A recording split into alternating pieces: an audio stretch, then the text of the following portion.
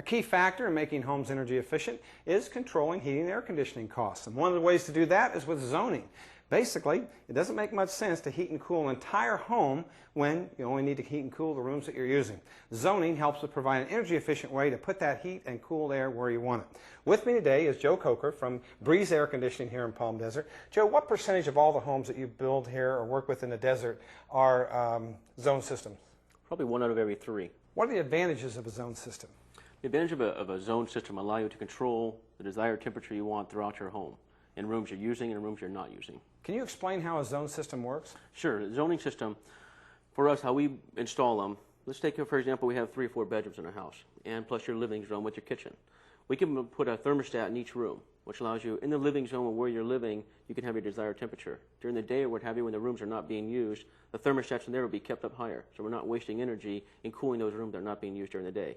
At nighttime, when it comes to sleep in there, you can go and turn your thermostat down to the desired 78 degrees, and now we can cool that down. Such as your living room you're no longer using, you can move that thermostat back up. So you're only using and cooling the rooms that you're staying in, saving energy and not wasting putting in rooms that are not being occupied. What are the components that go into a zone system? We have motorized dampers in all your supply lines, along with a bypass damper that's in your mechanical room.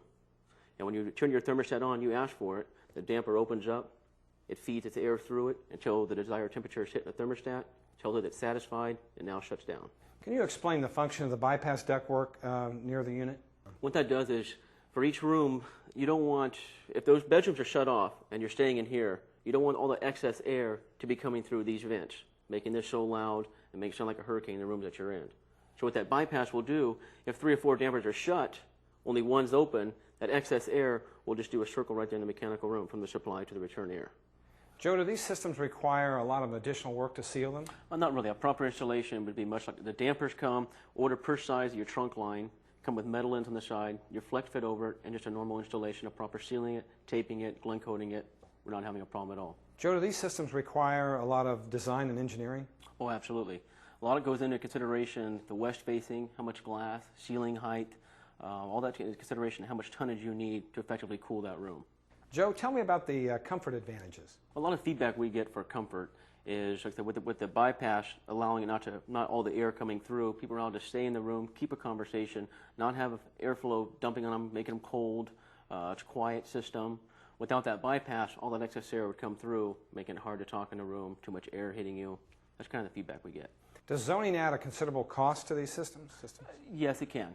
It can. You're looking up to somewhere about $2,000 per system. Joe, does zoning make sense in production homes? Oh, absolutely. Absolutely. What we like to do is we take the systems and we'll break them down to your living zone, such as we have right here, the family room and the kitchen. These are your living areas that you're in all day long, whereas you're not in your bedrooms right now. So you would want to zone this, put one system on just this, but during the day you can have this at 78 degrees.